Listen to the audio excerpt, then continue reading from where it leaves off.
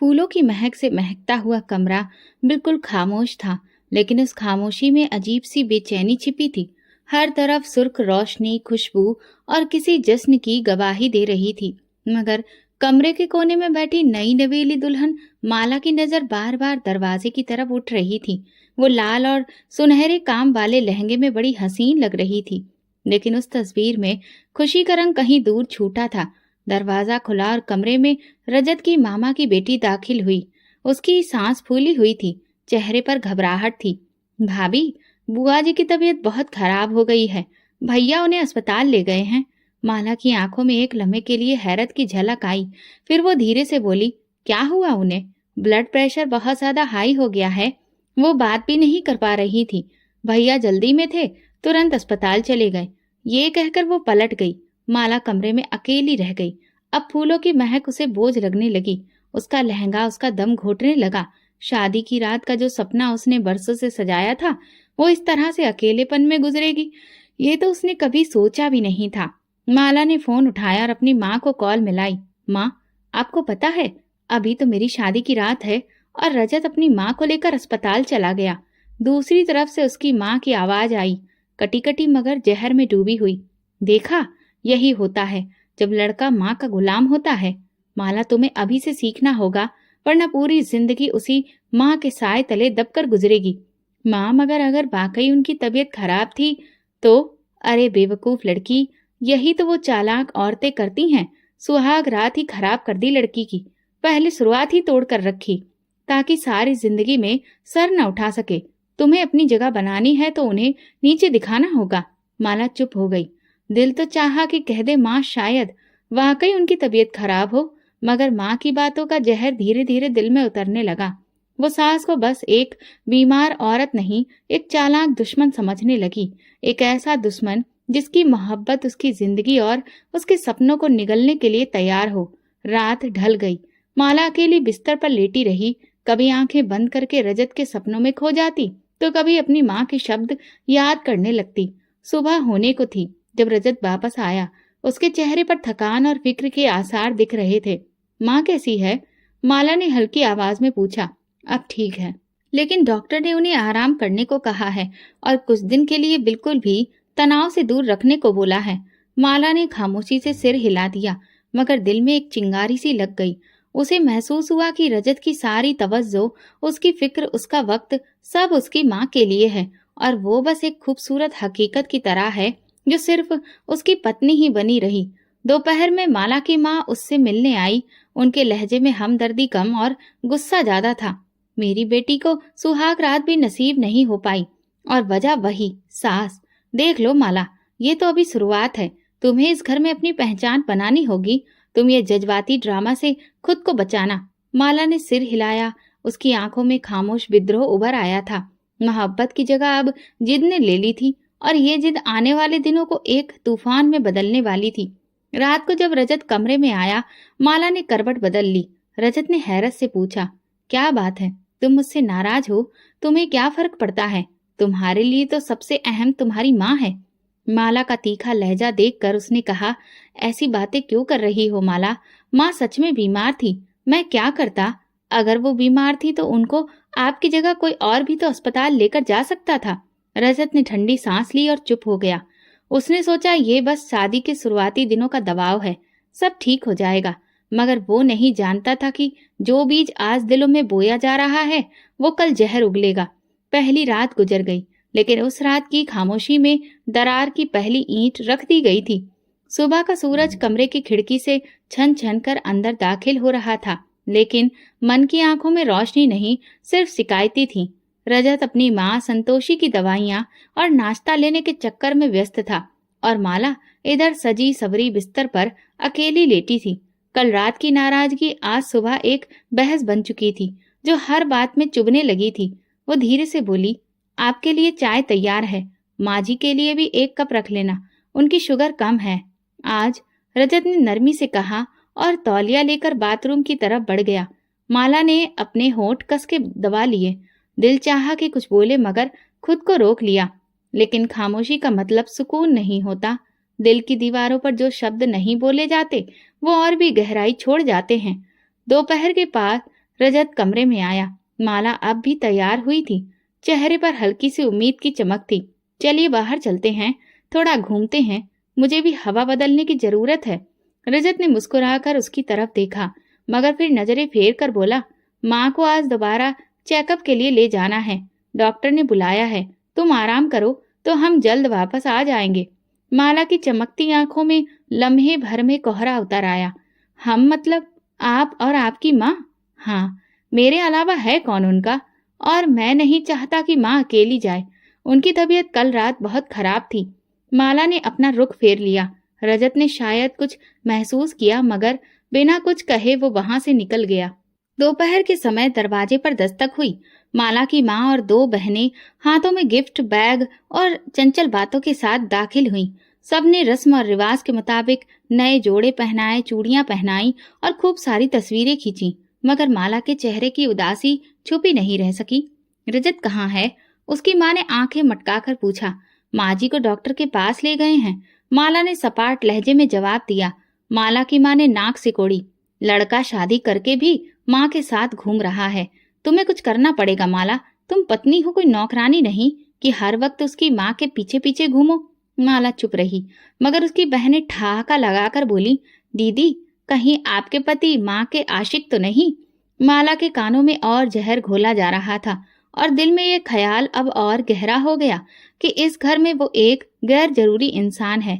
बहन ने करीब आकर कान में धीरे से कहा, सुन लो, जो सास को ऊपर रखे वो बीवी को हमेशा नीचे ही रखता है।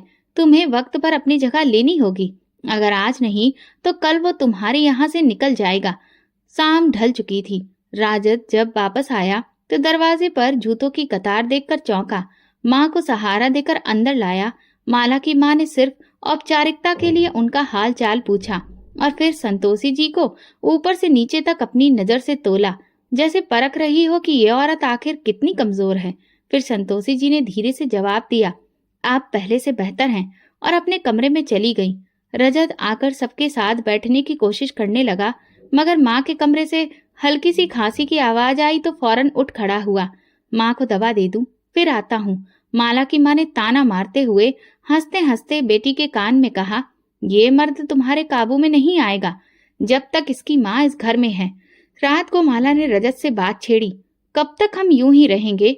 आपकी हर बात में बस माँ होती है। रजत ने ठंडे लहजे में कहा, माँ बीमार है, अभी तो उन्हें ज्यादा ध्यान और ख्याल की जरूरत है, और वैसे भी तुमने तो दिन भर अपनी माँ के साथ वक्त गुजारा। हाँ, लेकिन वो मेरी माँ है और मैं उनकी बेटी, लेकिन आप तो मेरे पति हैं। लेकिन आपको तो ये महसूस ही नहीं होता। रजत चुप रहा और कमरे में खामोशी छा गई। माला की आंखों में अब सिर्फ एक जिद थी। ये माँ बेटे का रिश्ता जो उसे नजरअंदाज कर रहा था, उसे तोड़कर ही दम लेगी। सुबह के धुंधलके में जब परिंदे चहचहाने लगे और घरों के किचन से हल्की आंच पर चाय के खौलने की आवाज आने लगी, तब संतोषी जी की आंख खुली। वो बिस्तर पर बैठकर धीरे से अपने पैरों को जमीन पर रखा। सर्दी की वजह से टाइल्स उनके वजूद में कांटे बनकर चुभ रहे थे। उन्हें अपनी शुगर का ख्याल था, नाश्ता वक्त पर नहीं मिले तो हाथ पांव कांपने लगते हैं। उन्होंने हल्की आवाज में माला को पुकारा, जो दूसरे कमरे में थी, लेकिन वहां से कोई जवाब नहीं आया। काफी देर गुजर गई। आखिरकार वो खुद उठकर किचन की तरफ गई। अलमारी में से बिस्किट का एक डिब्बा निकाला और पानी के गिलास से 2 गोलियां निगल ली। दिल में माला के ठंडे रवैये पर एक चुपचाप टीस सी उठी। उधर माला के कमरे में टीना, उसकी छोटी बहन की हंसी की आवाज आ रही थी। वो आराम से कपड़े चुन रही थी और सोशल मीडिया पर नए नए वीडियो शेयर कर रही थी। दीदी, आप सच में अपनी सास के लिए सुबह सुबह नाश्ता तैयार करती हैं? टीना ने ठहाका लगाते हुए पूछा।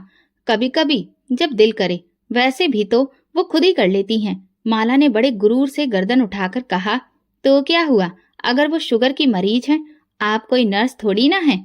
टीना की बात में जहर छुपा था। रजत निचली मंजिल से ऊपर आया तो दरवाजे से अपनी माँ को सहारा देते देखा। दिल घबरा गया। माँ, आपने नाश्ता नहीं किया क्या? क्या करती बेटा, तुम्हारी पत्नी व्यस्त थी, मैंने बिस्किट से गुजारा कर लिया।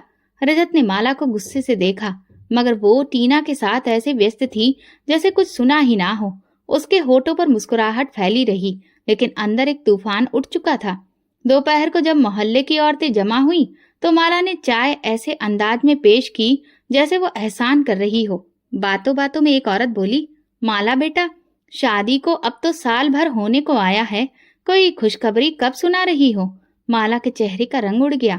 किसी ने कहा, अरे तुम तो बहुत खूबसूरत हो, बस भगवान तुम्हें औलाद भी दे।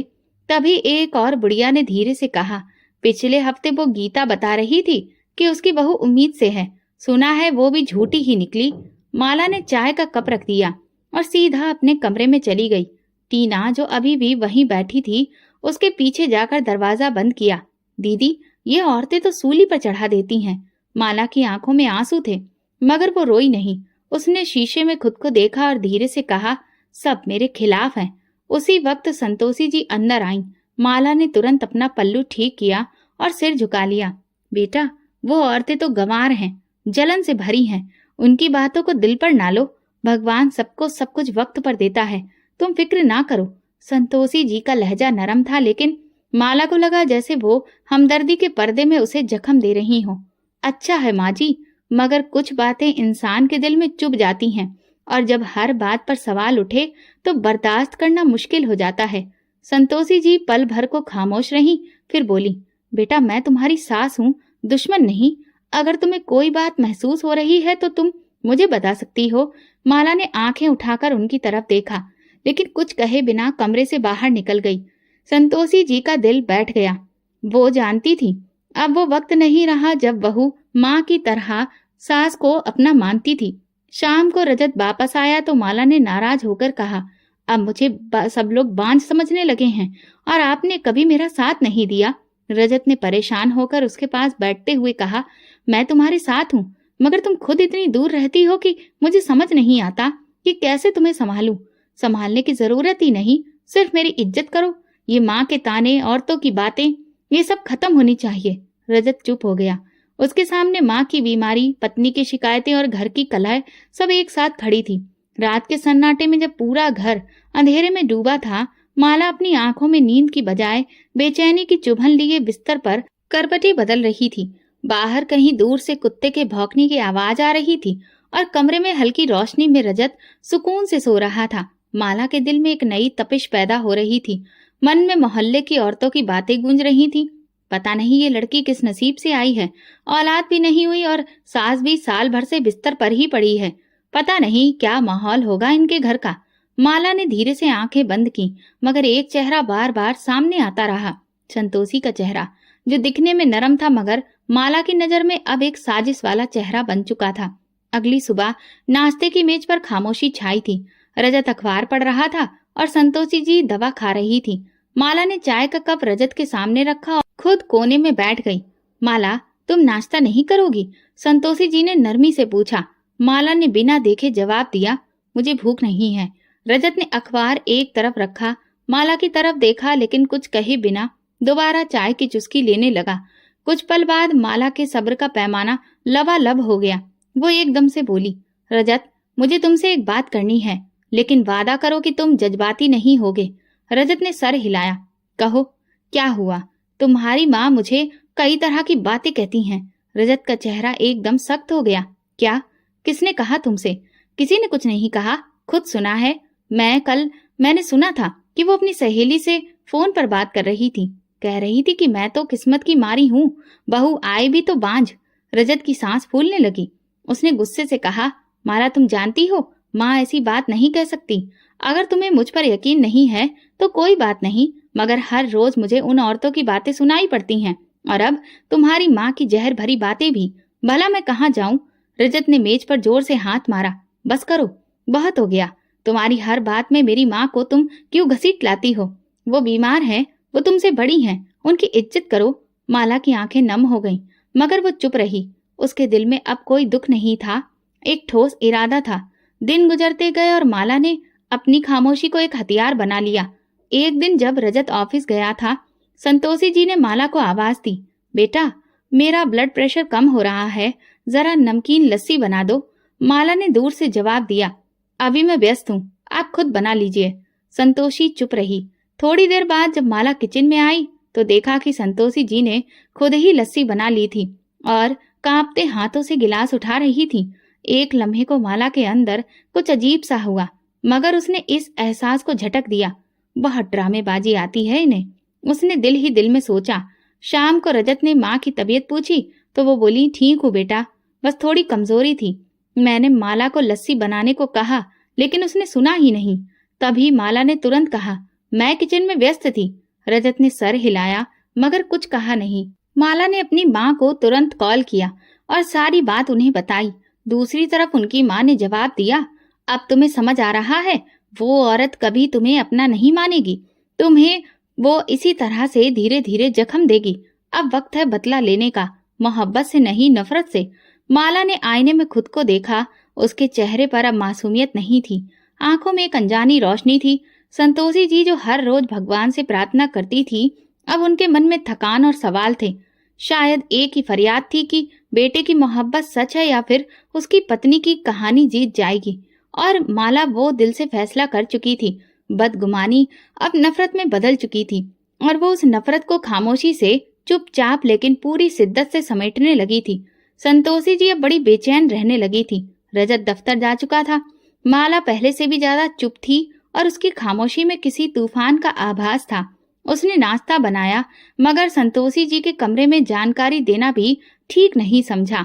संतोषी जी कुछ देर बाद खुद दरवाजा खोलकर बाहर निकली तो किचन में चूल्हे पर पड़ी खाली कढ़ाई को देखकर वापस लौट गई। 10:30 बज चुके थे। इसके बाद माला ने धीरे से माँ जी के कमरे की चाबी ली और दरवाजा बाहर से बंद कर दिया। दरवाजे की दूसरी तरफ अंदर संतोषी जी नींद में लेटी थी, लेकिन जब कुछ देर के बाद उठकर बाहर निकलने की कोशिश की तो दरवाजा बिल्कुल नहीं हिला। उन्होंने दोबारा हैंडल घुमाया, दरवाजा पूरी तरह से बंद था। माला, माला दरवाजा खोलो बेटा। लेकिन बाहर खामोशी थी। संतोषी जी का दिल धड़कने लगा। क्या लाइट चली गई है? शायद माला सुन नहीं पा रही हो। वो खुद को तरह तरह की बातें समझाने लगी और दरवाजे पर दस्तक देने लगी। फिर आवाज ऊंची की, बेटा मैं बंद हो गई हूँ, खोलो। लेकिन किचन में माला चाय के कप के साथ बैठी अपनी माँ से फोन पर बात कर रही थी। बस माँ, आज पहला सबक पढ़ा दिया है। बंद कमरे में भूख और प्यास जब सिसकियां बनकर गूंजती हैं तो गुरूर खुद ब खुद घुटने टेक देता है। दूसरी तरफ उसकी माँ ने खूब तारीफ करना शुरू कर दी। बहुत अच्छा, अब देखना वो खुद तुम्हारे कदमों में आएगी। दोपहर की धूप बढ़ने लगी। कमरा अंदर से भट्टी बन चुका था। संतोषी जी की शुगर नीचे जा रही थी। उन्होंने दीवार के सहारे बैठने की कोशिश की। हे भगवान, ये कौन सी परीक्षा है? पानी भी नहीं है। हे भगवान, मेरी बहू को कुछ तो समझा दो। उनके होंठ सूख चुके थे, आवाज भारी हो चुकी थी, लेकिन वो बार बार दरवाजे पर दस्तक देती रही। अंदर वक्त रुक गया था और बाहर माला के दिल में नफरत का तूफान उठ रहा था। शाम के करीब रजत की गाड़ी गेट के सामने रुकी। वो रोज की तरह ठहाके लगाता अंदर आया। माला ने सोफे पर लेटने की एक्टिंग शुरू कर दी और पानी की कुछ बूंदें लेकर आंखों पर छिड़क ली। अब वो पूरी तरह तैयार थी। रजत पास आकर बोला, माला क्या हुआ? तुम्हारी तबीयत ठीक नहीं लग रही। माला ने धीरे से आंखें खोली। बस सर में बहुत दर्द है, दिल घबरा रहा है, शायद ब्लड प्रेशर का मामला है। रजत तुरंत पानी लेने के लिए उठा और नरमी से बोला, तुमने कुछ खाया था? चलो डॉक्टर के पास ले चलता हूँ। इसी वक्त संतोषी जी के कमरे से धीमी सी आवाज आई, जैसे कोई बहुत थका हुआ हो और बेहोश होने वाला हो। वो लगातार पुकार रही थी। रजत चौंक गया। माँ! उसने जल्दी से कमरे की तरफ दौड़ लगाई। दरवाजा खोलने लगा तो अंदाजा हुआ कि वो तो बाहर से बंद है। बेचैनी से उसने तेजी से दरवाजा खोला। सामने संतोषी जी जमीन पर हल्की बेहोशी की हालत में दिखी। चेहरा सफेद, होंठ सूखे, सांस उखड़ी हुई। माँ! रजत ने उन्हें सहारा दिया। ये क्या हुआ? आप अंदर कैसे बंद थीं? संतोषी जी ने मुश्किल से होंठ हिलाए। दरवाजा बंद हो गया था। सुबह से पानी तक नहीं मिला है। रजत ने बेयकीनी से माला को देखा, फिर तेजी से पानी का गिलास लाकर दिया। माँ की हालत देखकर वो घबरा गया। तुरंत किचन में आया, माला को देखा और सख्त लहजे में बोला, माँ सुबह से कमरे में बंद थी, पानी तक नहीं पिया। माला ने आंखों पर हाथ रख लिया। मुझे कुछ याद नहीं, शायद सफाई करते करते दरवाजा बंद हो गया। मेरी तबीयत भी तो खराब हो गई थी। रजत ने एक लम्हे को उसे शक से देखा, फिर माँ की हालत को याद किया और तुरंत उनके पास चला गया। वो बिस्तर पर लेटी थी, आंखों में नमी थी, लेकिन जुबान पर कोई शिकायत नहीं थी, सिर्फ खामोशी। रात को जब रजत माँ के पास बैठा था, माला आईने में खुद को देख रही थी। उसकी आंखों में जीत की झलक थी। रजत कमरे में दाखिल हुआ और माँ को यूं बैठे देखकर चौंका। माँ, आपने नाश्ता नहीं किया? संतोषी जी ने धीरे से सिर हिलाया। बेटा, खुद ही कुछ बना लिया था। रजत ने सुकून की सांस ली और पलटने लगा जब संतोषी जी की जुबान से वो बात निकली जो दिल में कई दिनों से दबी थी। रजत, मुझे तुमसे एक बात करनी है। जी माँ। उस दिन मैं कमरे में खुद से बंद नहीं हुई थी। दरवाजा बाहर से बंद किया गया था। मैं माला को आवाज दे रही थी मगर उसने दरवाजा नहीं खोला। रजत की आंखों में एकदम हैरानी थी लेकिन साथ ही उलझन भी। माँ, माला ने बताया था कि सफाई करते करते दरवाजा खुद ब खुद बंद हो गया था और वो बीमार भी थी। संतोषी जी ने बेबस निगाहों से बेटे को देखा। रजत, मैं झूठ क्यों बोलूंगी? पानी के लिए तरसते हुए दरवाजे पर कितनी बार दस्तक दी मगर किसी ने नहीं सुना। रजत ने कुछ कहे बिना रुख मोड़ लिया। माँ, कोई बहम भी तो हो सकता है। माला ऐसी नहीं है। अगर कुछ होता तो वो मुझे जरूर बताती। कहकर वो कमरे से निकल गया और पीछे रह गई सिर्फ संतोषी जी, जिनके चेहरे पर अब दुख की लकीरें थीं। उन्होंने आसमान की तरफ देखा। होठों पर एक सिसकी आकर दम तोड़ गई। बेटे पर अंधा भरोसा अब दिल को काटने लगा था। माला ने पीछे से सारी बातें सुन ली थी। दोपहर में माला ने पूजा करने का बहाना किया और आंखें बंद करके भगवान के आगे बैठ गई। वो बार बार प्रार्थना कर रही थी, हे भगवान, मेरी जिंदगी से ये औरत हटा दो। ये दीवार जो मेरी खुशियों के बीच खड़ी है वो गिर जाए। मेरे पति को सिर्फ मेरा कर दो। ये सब बोलते हुए उसके चेहरे पर सुकून आ रहा था, जैसे किसी ने उसके दिल का बोझ हल्का कर दिया हो। उधर संतोषी जी ने अब हर बात पर खामोश रहना सीख लिया था। वो अपने सारे काम अब खुद ही कर लेती थी। रजत अभी यही समझता रहा कि सब ठीक है। उसकी पत्नी उसकी नजरों में एक बहुत ही अच्छी, सेवा करने वाली और नरम दिल महिला थी और माँ शायद उम्र के इस हिस्से में नाजुक हो गई थी। हर बात को दिल पर ले लेती थी। एक रात जब संतोषी जी हल्के बुखार से जूझ रही थी, उन्होंने माला को आवाज दी, बेटा जरा पानी दो। माला जो कमरे में ही मौजूद थी, उसने सुना मगर छुप गई। कुछ पल खामोश रही। फिर जब दोबारा आवाज आई तो कमजोरी और लड़खड़ाहट के साथ माला ने अपने दिल में कहा, जितना शोर मचाना है मचा लो, अब कोई तुम्हारी आवाज पर नहीं आएगा। आखिरकार संतोषी जी खुद ही उठी, कांपते कदमों से पानी का गिलास भरा और खुद ही दवा ली। जब वापस आई तो दरवाजे के पीछे खड़ी माला ने झांक कर उनकी कमजोरी का मंजर देखा और दिल ही दिल में तंजिया मुस्कुराई। अब खुद ही सब करना पड़ेगा। तुम्हें एहसास होगा कि मेरी जगह कितनी मजबूत है और तुम्हारी क्या हैसियत है। इस घर में सब कुछ चल रहा था, नाश्ता, दोपहर का खाना, शाम की चाय, रजत का आना जाना, लेकिन उन सबके बीच रिश्ते खामोशी से एक अजीब सी उलझन का शिकार हो रहे थे। ये जंग अब कोई खुली लड़ाई नहीं रही थी, बल्कि वो खामोश जंग थी जो धीरे धीरे शरीर में घुसकर सांसें भी छीन लेती है। संतोषी जी की आंखों में अब एक ही प्रार्थना थी, भगवान मेरे बेटे को सच दिखा दे। लेकिन उनकी प्रार्थना पर भी माला की दुआओं की धूल जम चुकी थी और घर की हवा में अब सिर्फ अंधा भरोसा, झूठी पूजा पाठ और खामोशी का जहर फैला था। धीरे धीरे 3 साल बीत गए। वक्त में बहुत कुछ बदल गया था। चेहरों पर लकीरें, लहजों में थकान और रिश्तों में वो खालीपन जिसे कोई शब्दों में बयां नहीं कर सकता। लेकिन एक सुबह जब माला ने हाथ में टेस्ट रिपोर्ट देखी तो उसकी आंखों में पहली बार खुशी की चमक आ गई। रजत, बधाई हो, मैं माँ बनने वाली हूँ। रजत की आंखों में रोशनी लौट आई। वो मुस्कुराया, माला के माथे पर हाथ फेरा और धीरे से बोला, भगवान ने हमारी प्रार्थना सुन ली। उसी शाम मिठाई का डिब्बा हाथ में लिए वो संतोषी जी के कमरे में दाखिल हुआ। माँ, माला उम्मीद से थी। उनकी आंखों से खुशी के आंसू झलक पड़े। मेरा पोता या पोती। वो बड़ी मुश्किल से खुद को संभाल सकी और बोली, अब जो भी हो, बस मेरी बरसों की दुआ आज भगवान ने सुन ली। माला ने दरवाजे की ओर से सब कुछ देखा। वो जानती थी कि संतोषी जी ये सब दिखावा कर रही हैं। वो दिल से और ज्यादा चिढ़ गई क्योंकि वो चाहती थी कि ये खबर सिर्फ उसकी खुशी बने, उसका गर्व बने। लेकिन ये आंसू, ये प्रार्थना, ये मोहब्बतें सब भी सास की झोली में जा गिरी थी। अगले कुछ दिनों में रजत अब और भी ज्यादा माला का ख्याल रखने लगा था। फल, दवा, आराम, हर चीज का ख्याल रखा जा रहा था। लेकिन एक चीज माला को हर रोज अंदर से काटती थी, सैलरी का लिफाफा जो हर महीने रजत अपनी माँ के हाथ में रखता था। एक रात माला ने लहजा नरम रखते हुए बात छेड़ी। रजत, अब हम लोग भी माता पिता बनने वाले हैं, तो क्या ये ठीक नहीं है कि तुम अपनी सैलरी मेरे हाथ पर रखो? मैं बेहतर तरीके से बजट बना सकती हूँ, बच्चों का भी हिसाब रख सकूंगी। रजत ने मुस्कुराकर जवाब दिया, माला, माँ बरसों से जिम्मेदारी संभाल रही है, उनका अनुभव हमसे ज्यादा है, और वैसे भी वो सब कुछ तुम्हारे लिए तो संभाल रही हैं। माला के चेहरे पर वही पुरानी सख्ती लौट आई। क्या तुम्हें मुझ पर भरोसा नहीं? क्या मैं इतनी नालायक हूँ कि अपने घर के खर्चे ठीक से नहीं संभाल सकती? रजत ने पल भर सोचा, लेकिन फिर सुकून से बोला, ऐसी बात नहीं है, लेकिन जब तक माँ है मैं उन्हें ये हक देना चाहता हूँ। माला ने वो रात खामोशी से गुजार दी, मगर अगली सुबह उसके मन में एक नई साजिश जन्म ले चुकी थी। उसने सास के कमरे में दाखिल होकर नरमी से कहा, माँ जी, आपके हाथों में वाकई में तरक्की है, इसीलिए रजत आपको अपनी कमाई देता है। मैं तो अभी कुछ भी नहीं हूँ, मुझ में कहाँ वो बात है।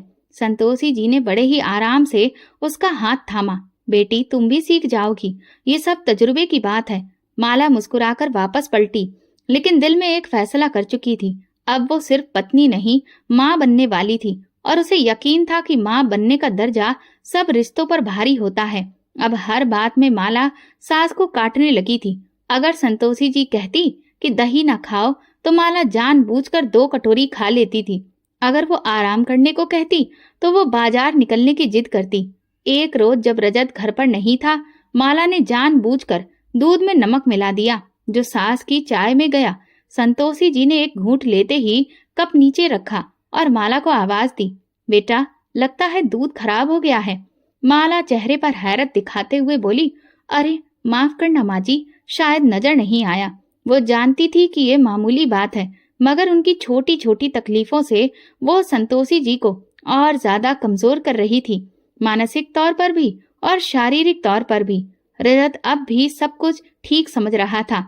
माँ को तनख्वाह देना, माला को दवा देना, बीबी के आराम का ख्याल रखना। माला के दिल में एक ही इच्छा थी, जैसे ही बच्चा पैदा हो उसके हाथ में पूरी सत्ता आ जाए। संतोषी जी सिर्फ नाम के लिए घर में रहें, जिन्हें कोने का एक कमरा देकर बाकी सारा घर उसके कब्जे में हो। वो जानती थी कि ये लड़ाई सिर्फ पत्नी बनकर नहीं जीती जा सकती, माँ बनकर ही माँ से मुकाबला करना होगा। घर के आंगन में नीम का पेड़ आज भी चुपचाप खड़ा था, जैसे सब कुछ जानता हो मगर जुबान पर मौन लगा हो। दीवारों पर पुरानी तस्वीरें अभी मौजूद थीं, जिनमें मुस्कुराहटें जमी हुई थीं, लेकिन हकीकत उनसे कोसों दूर जा चुकी थी। धीरे धीरे माला की सोच अब संतोषी जी को पूरी तरह से खत्म करने की ओर बढ़ने लगी थी।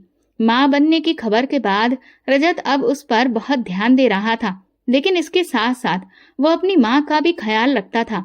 तनख्वाह भी अभी तक माला के हाथ नहीं आई थी। ये सब कुछ माला को अंदर ही अंदर खा जाता था। उसी दिन वो शीशे के सामने खड़ी खुद से बात कर रही थी, जब तक ये औरत जिंदा है मेरी खुशियां अधूरी रहेंगी, या तो वो रहेगी या मैं। ये ख्याल उसके दिमाग में पहली बार नहीं आया था, बल्कि वो तो पहले ये इरादा बना चुकी थी। वो अपने अंदर की नरमी और इंसानियत सब कुछ खत्म कर चुकी थी। दोपहर के वक्त जब रजत दफ्तर जा चुका था और नौकरानी छुट्टी पर थी, माला ने धीरे से किचन की अलमारी से तेल की बोतल निकाली। उसने सीढ़ियों के आखिरी 3 सीढ़ियों पर तेल फेंका, बिल्कुल वैसे जैसे वहां पर सफाई के दौरान कुछ गिर गया हो। फिर जैसे कुछ हुआ ही नहीं, वो अंदर आ गई। माँ जी, उसने आवाज दी, ऊपर छत पर आ जाइए, यहाँ आपके लिए धूप वाली कुर्सी रखी है, बैठकर कुछ देर आराम कीजिए। संतोषी जी को माला के लहजे में कुछ अजीब महसूस हुआ, मगर वो माँ थी और अब भी दिल के किसी कोने में बहू पर भरोसा बाकी था। वो धीरे धीरे सीढ़ियां चढ़ने लगी, लेकिन जैसे ही वो आखिरी सीढ़ी पर पहुंची, उनका पैर फिसलने ही वाला था कि उन्होंने नीचे की रेलिंग थाम ली। दिल तेजी से धड़कने लगा, सांस फूल गई। माला दरवाजे की ओट से ही सारे मंजर को देख रही थी। उसकी आंखों में बेचैनी थी, जैसे भगवान ने आखिरी लम्हे में उसके वार को रोक दिया हो। संतोषी जी थोड़ी देर सीढ़ियों पर ही बैठ गईं, फिर नीचे उतरकर अपने कमरे की ओर चली गईं। माला दांत पीस कर रह गई। अब भी बच गई ये औरत, मौत को भी हरा देने वाली निकली ये तो। वो गुस्से से बिफर पड़ी और खुद ही सीढ़ियों की सफाई के बहाने ऊपर जाने लगी। जैसे ही उसने तेल पर कदम रखा, एक चीख हवा में गूंज गई। माला का संतुलन बिगड़ा, पांव फिसला और वो जोर से नीचे आ गिरी। सिर के पीछे सीढ़ियां लग गईं और कमर में ऐसी चोट आई कि एक लम्हे के लिए सांस रुक गई। घर के अंदर खामोशी छा गई, मगर कुछ ही पल बाद संतोषी जी दौड़ती हुई बाहर निकली। उन्होंने बहू को जमीन पर गिरा पड़ा देखा, लगभग बेजान, और खून की एक लकीर पास से बहती हुई दिखी। माला की चीख रजत तक पहुंची, जो काम से जल्दी लौटने ही वाला था और दरवाजे पर ही था। रजत अपनी पत्नी की हालत देखकर बिल्कुल बदहवास हो गया। एम्बुलेंस बुलाई गई, अस्पताल ले जाया गया। कई घंटे की मशक्कत के बाद डॉक्टर ने खामोशी से कहा, हमें अफसोस है, हम बच्चे को नहीं बचा सके। रजत की दुनिया जैसे थम गई। वो कुर्सी पर बैठ गया, दोनों हाथों से चेहरा ढक लिया। संतोषी जी एक तरफ खड़ी थी, आंखों में आंसू मगर दिल में अजीब सी बेचैनी।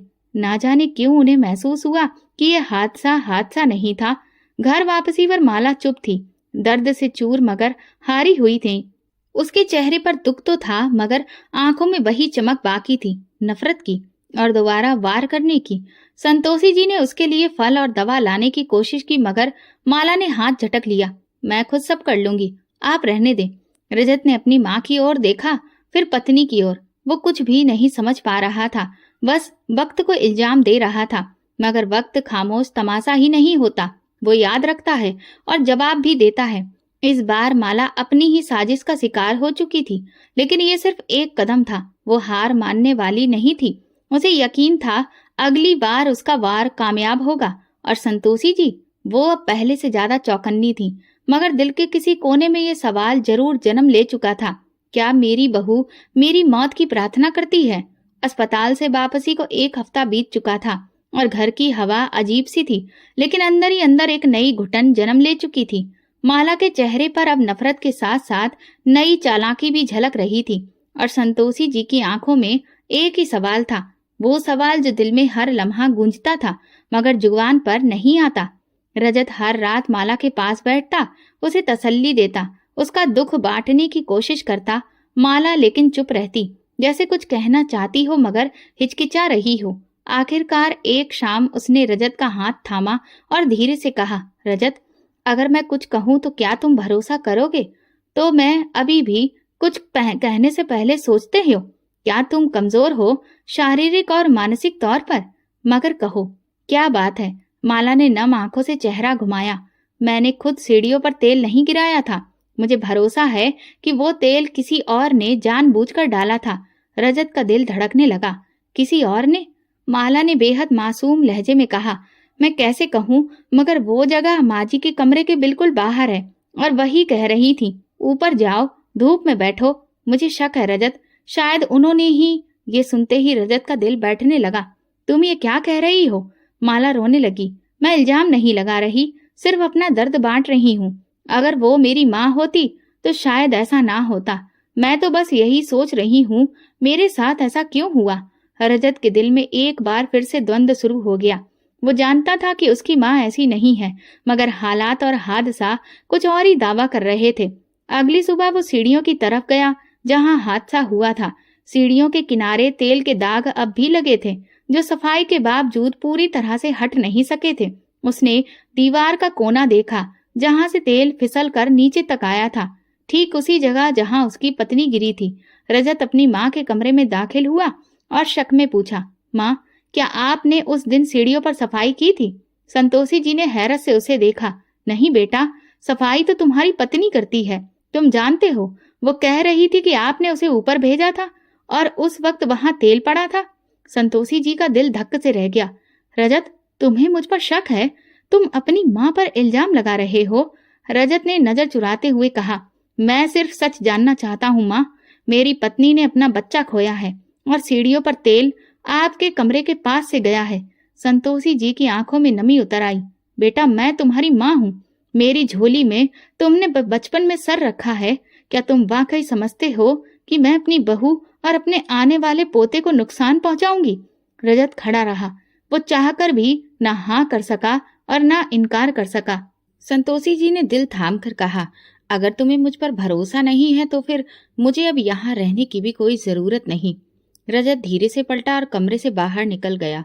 उसके पीछे दरवाजा बंद हुआ और संतोषी जी के आंसू वहीं जमा हो गए। इस हादसे के बाद घर की हवा ठंडी पड़ गई। माला अब खामोश थी, मगर उसके चेहरे पर सुकून था। शायद उसने पहली बार किसी जंग में जीत हासिल की थी। वो हर रोज भगवान से प्रार्थना करती, मेरी हर रुकावट खत्म करो, मेरी हर साजिश को सफल कर दो। रजत माँ के कमरे में कम ही जाता था। संतोषी जी भी कुछ नहीं कहती थी। वो समझ गई थी कि उनके शब्द अब बेजान हैं। बेटे का दिल अब उनके लिए नहीं धड़कता था। उस पर अब किसी और की मिठास ने कब्जा कर लिया था।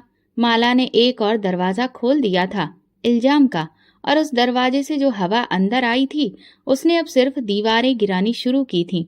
वो जानती थी कि एक ही बार से दुश्मन को गिराना मुमकिन नहीं होता, लेकिन बदगुमानी की दीवार खड़ी हो चुकी थी। अब बाकी हमले आसान हो गए थे और संतोषी जी, वो सिर्फ सब्र का दामन थामे किस्मत का खेल देख रही थी, चुपचाप, बिना आवाज के। अकेली संतोषी जी हर दिन कोने में खामोश बैठकर गुजारती थी। ना किसी से शिकायत, ना किसी से सिकवा। उनकी आंखों में बरसों की थकान थी। बेटे की बेरुखी का दुख और बहू की चालाकी की गहराई साफ झलक रही थी। माला ने इस खामोशी को कमजोरी समझ लिया था। उसने दिल में ठान लिया था कि अब बड़ा कदम उठाने का वक्त आ गया है। अब संतोषी जी का साया भी वो बर्दाश्त नहीं करेगी। एक दिन रजत दफ्तर से जल्दी लौटा तो देखा माला रो रही थी। उसके हाथ में फटे कपड़े का टुकड़ा था और माथे पर मामूली खरोच। क्या हुआ माला, ये जख्म कैसे लगे? रजत परेशान हो गया। माला ने बस इतना कहा कि किचन में गैस खत्म हो गई। जब मैंने माँ जी से कहा तो उन्होंने मुझे धक्का दिया, मुझे फटे पुराने कपड़े पहनने के लिए दिए। ये कहकर वो फूट पड़ी। रजत का चेहरा गुस्से से लाल हो गया। बस बहुत हो गया, आज मैं फैसला करके रहूंगा। वो तेज कदमों से माँ के कमरे में दाखिल हुआ। संतोषी जी तकिए से लगकर बैठी थी। पूछताछ में वो गरज के बोला, आप इतना कैसे गिर सकती हैं माँ? मेरी पत्नी पर हाथ उठाया आपने? संतोषी जी ने चौंक कर बेटे की ओर देखा। रजत, होश में हो? मैंने कुछ नहीं किया। वो झूठ बोल रही है। झूठ? वो झूठ क्यों बोलेगी? रोज रोज यही शिकायतें, अब जख्म भी, ये सब इत्तेफाक है क्या? रजत का लहजा जहर से भरा हुआ था। संतोषी जी ने बहते आंसुओं को रोकने की कोशिश की। रजत बेटा, तुम ही तो मेरा सब कुछ थे, क्या इतना बदल गया? आज आपको फैसला करना होगा। या तो आप ये घर छोड़ दें या माला जाएगी। मैं अब ये जहर नहीं झेल सकता। संतोषी जी ने जैसे ही उसके शब्द सुने, वो धीरे से उठी और रजत के पास आई। लड़खड़ाती आवाज में बोली, तुमने उस औरत के कहने पर मेरा भरोसा तोड़ दिया। रजत ने मुंह फेर लिया। आप खुद ही देख रही हैं हालत आप कैसी है। और फिर वो लम्हा आ गया जिसकी किसी ने कल्पना भी नहीं की थी। रजत ने गुस्से में माँ का बाजू पकड़ा और दरवाजे की ओर ले जाने लगा। संतोषी जी की कमर लड़खड़ाई, आंखों से आंसू बह रहे थे, लेकिन जुबान से बस एक ही बात निकली, रजत, जिस दिन भगवान अपनी लाठी इंसाफ के लिए उठाएगा, उस दिन जो बोया गया है वही काटा जाएगा। दरवाजा बंद हुआ और संतोषी जी घर से बाहर निकाल दी गई। उनका बिस्तर, उनकी रामायण की किताब, उनकी दवाएं सब कमरे में रह गई। बस वो नहीं थी। माला खिड़की के पर्दे के पीछे से इस मंजर को देख रही थी। चेहरे पर सुकून, होठों पर दबी मुस्कान और आंखों में जीत की चमक। कुछ घंटे बाद उसने अपनी माँ और बहनों को घर बुला लिया। घर में ठहाके गूंजने लगे, मीठे पकवान बनने लगे और हर कोने में खुशबू फैल गई। माला के मायके वाले ऐसे आए जैसे किसी बड़ी जंग की जीत का जश्न मनाने आए हों। अब ये घर सिर्फ तुम्हारा है बेटी, माँ ने उसे सीने से लगाकर कहा। अब यहाँ सिर्फ तुम्हारा राज चलेगा। रजत, जो अपनी माँ को निकाल कर बैठा था, उन आवाजों से परेशान होकर कमरे में चला गया। उसका दिल बहुत वजन सोच रहा था, लेकिन भगवान का जख्म उसे खामोश रखे था। संतोषी जी, जिनके बिना ये घर कभी शांत नहीं होता था, अब कहीं किसी खामोश गली के कोने में एक बुजुर्ग चारपाई पर बैठी होंगी। अब उनकी प्रार्थनाएं बद्दुआओं में बदल चुकी थीं और माला, उसे पता था कि एक माँ को घर से निकालना जीत नहीं, मगर अगर मकसद पूरा करना है तो कुर्बानी जरूर होती है। मगर जो बद्दुआ किसी माँ की सिसकियों से निकले, वो आसमान तक जरूर जाती है। संतोषी जी की बद्दुआ हवा में तैरने लगी थी। इंसाफ की चक्की चलने को तैयार थी। वक्त कभी खामोश रहता है, कभी चीख कर इंतकाम लेता है। अब तो माला की खुशहाली परवान चढ़ रही थी। अब वो रजत की पूरी तनख्वाह संभालती थी, बाजार के खूब चक्कर लगाती, दोस्तों के साथ पार्टी करती और कभी कभी उसी सीढ़ी पर बैठकर चाय पीती जहां कभी उसने साजिशें की थी। रजत अब भी चुप था। एक दिन दोपहर की धूप नरम थी। घर में नई नौकरानी सफाई कर रही थी। सीढ़ियों के कोने में सर्फ से भरी बाल्टी उसने जरा सी लापरवाही से छोड़ दी। पानी और सर्फ के असर से सीढ़ियां चिकनी हो चुकी थीं। माला मोबाइल पर बात करते हुए नीचे आ रही थी। उसके कदम तेज थे, लहजा बुलंद और चेहरा घमंड से चमक रहा था। देखा माँ, मैं पहले ही कहती थी, ये घर अब सिर्फ मेरा है, पूरी तरह से। अब मुझे कोई रोकने वाला नहीं बचा। वो बूढ़ी औरत तो बद्दुआ देती चली गई, मैंने कुछ सुना ही नहीं। उसी पल एक चीख आसमान चीरती हुई बुलंद हुई। माला का पांव फिसला, संतुलन बिगड़ा और वो पूरी ताकत से सीढ़ियों से गिरती हुई नीचे जा पहुंची। कमरे में गूंजती हंसी एकदम से मातम में बदल गई। रजत दौड़ता हुआ बाहर निकला। माला जमीन पर बेसुध पड़ी थी। उसकी आंखें खुली थी मगर जुबान से कोई आवाज नहीं निकल रही थी। उसकी दोनों टांगें मुड़ चुकी थीं और चेहरा दर्द की शिद्दत से सफेद पड़ चुका था। एम्बुलेंस, अस्पताल, एक के बाद एक टेस्ट और फिर डॉक्टर की वो बात जो हर दरवाजा बंद कर देती है। दोनों टांगों में बेहद पेचीदा फ्रैक्चर है, पूरे आराम की जरूरत है। माला के होश में आने पर उसे खुद पर यकीन नहीं हुआ। जो दिन भर घर में घूमती थी अब बिस्तर पर बेजान पड़ी थी। रजत ने उसकी देखभाल के लिए एक नर्स रख ली थी। वो सब कुछ कर रहा था मगर दिन ब दिन माला की शिकायतें बढ़ती गईं और रजत का सब्र घटता गया। अब माला न सिर्फ शारीरिक रूप से लाचार थी बल्कि उसका अंदर का घमंड भी मर चुका था। एक दिन रजत खामोशी से कमरे में आया। उसके हाथ में कागजों का पुलिंदा था। माला ने कमजोर आवाज में पूछा, ये क्या है? रजत ने एक नजर उस पर डाली और फिर नजर फेर ली। तलाक के कागज है। मैंने फैसला कर लिया है, तुम अब मेरे साथ नहीं रह सकती। माला का शरीर तो पहले ही टूट चुका था, अब आत्मा पर भी आखिरी वार हो गया था। रजत, तुम भी? हाँ, मैं भी, वो सख्त लहजे में बोला। जिस घर को तुमने नफरत से बर्बाद किया, जिस माँ को तुमने बेइज्जत कर बाहर निकाला, आज उसी की बद्दुआ ने तुम्हें बिस्तर पर पहुंचा दिया है। मगर मैं अब और तुम्हारे साथ नहीं रह सकता। तुम्हारी जंग, तुम्हारी शादी, तुम्हारी अकड़ सब खत्म हो चुकी है। माला ने आंखें बंद की।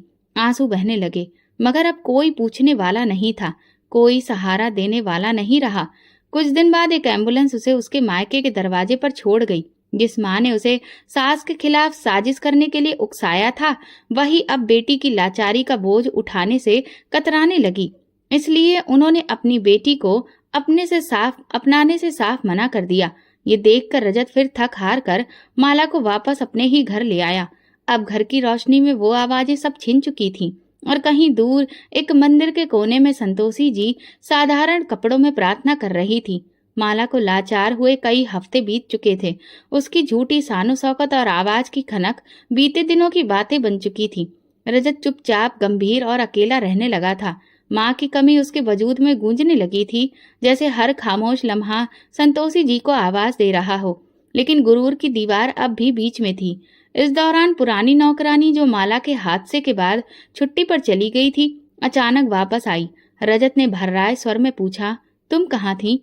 उसने नजरी झुका ली, फिर धीरे से बोली, बेटा मैं तो उस दिन से बेचैन हूँ जब माला बिटिया गिरी, और मैं सच नहीं बोल सकी। रजत चौंका, क्या मतलब? सच क्या है? नौकरानी ने गहरी सांस ली। सीढ़ियों पर तेल आपकी माँ ने नहीं गिराया था। मैंने वो बाल्टी सीढ़ी से बहुत दूर रखी थी। वो माला बिटिया ही थी जिन्होंने खुद जाकर वहां पर तेल गिराया था, संतोषी जी के लिए। रजत की आंखों के सामने अंधेरा छा गया। कदम लड़खड़ाने लगे और दिल जैसे किसी नाजुक शीशे की तरह टूटने लगा। तुम सच कह रही हो? उसकी आवाज घबरा गई। हाँ बेटा, मैंने अपने कानों से सुना था। वो किसी से फोन पर बात कर रही थी और उसके शब्द थे, अब की बार तो मुझे कामयाब होना ही होगा। रजत की आंखों के सामने पिछले 3 सालों का हर पल किसी फिल्म की तरह दौड़ने लगा। माँ की खामोशी, बहू के इल्जाम, अपना शक और वो सारी बातें जब उसने अपनी माँ को घर से निकाला था। भगवान, मैंने अपनी माँ के साथ क्या किया? वो जमीन पर बैठ गया, दोनों हाथों से चेहरा छुपाकर रो पड़ा। नौकरानी खामोशी से दरवाजे से बाहर चली गई। रजत जैसे कि मलबे में दबा हुआ इंसान था जो सिर्फ प्रार्थना कर रहा था, मेरी माँ ठीक हो। मैं उनसे माफी मांगना चाहता हूँ भगवान, सिर्फ एक बार मुझे उनसे मिला दो। वो अपनी माँ की तलाश में निकल पड़ा।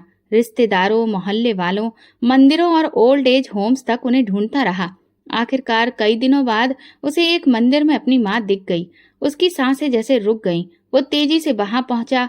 कमरे के कोने में सफेद साड़ी में उसकी माँ खामोश बैठी रामायण पढ़ रही थी। चेहरे पर पहले से ज्यादा झुर्रियां थीं, आंखें धुंधली लेकिन सुकून भरी। वो धीरे से अपनी माँ के पास गया और बोला, माँ। संतोषी जी ने नजर उठाई।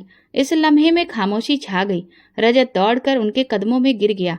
माँ, मुझे माफ कर दो। मैं बहुत जालिम बन गया था, अंधा हो गया था। आपकी मोहब्बत, आपकी कुर्बानी सब भूल बैठा। संतोषी जी की आंखों से आंसू बह निकले। उन्होंने रजत के सिर पर हाथ रखा और होठों से शब्द निकले, मैंने कभी बद्दुआ नहीं दी बेटा, सिर्फ भगवान से इंसाफ मांगा था, बस इतना ही। रजत ने माँ के हाथ थाम लिए। चलिए माँ, घर चलिए। वो घर जिसकी दीवारें आपके बिना खामोश हैं, अब वहां पर सिर्फ आपकी मर्जी चलेगी। उस शाम संतोषी जी घर में वापस दाखिल हुई, जहां से उन्हें धक्के देकर निकाला गया था। घर की दीवारें जैसे शर्मिंदा थीं और हवा में खामोशी की माफी गूंज रही थी। माला कमरे में बेबस खामोश लेटी थी। जब संतोषी जी कमरे के दरवाजे पर पहुंची तो माला ने नजरें चुराईं। होंठ हिले लेकिन आवाज बंद हो गई। संतोषी जी ने सिर्फ एक नजर डाली, फिर पीछे मुड़ गईं। ना कोई ताना, ना शिकायत, सिर्फ सुकून से खामोशी। क्योंकि जिन्हें भगवान इज्जत देता है, उन्हें दूसरों को नीचा दिखाने की जरूरत नहीं होती। रजत ने अपनी माँ के कदमों को छुआ और उस रात घर की हवा में बरसों बाद एक सुकून उतर आया। अब ये घर पूरा हो चुका था और इंसाफ भी। ये कहानी हमें बताती है कि माँ बाप के साथ किया गया जुल्म कभी खाली नहीं जाता। उनकी दुआएं और बद्दुआएं आपकी किस्मत का रुख बदल सकती हैं। झूठ और साजिश आपको कुछ वक्त तक फायदा दिला सकती हैं, लेकिन अंजाम हमेशा सच्चाई और इंसाफ के ही हक में होता है। तो दोस्तों, अगर आपको हमारी कहानी पसंद आई तो कमेंट करके ज़रूर बताएं। वीडियो को लाइक करें और ज़्यादा से ज़्यादा शेयर करें। अगर आप चैनल पर नए हैं तो सब्सक्राइब जरूर करें और नोटिफिकेशन बेल दबाएं ताकि अगली अपडेट सबसे पहले आपको मिले। धन्यवाद।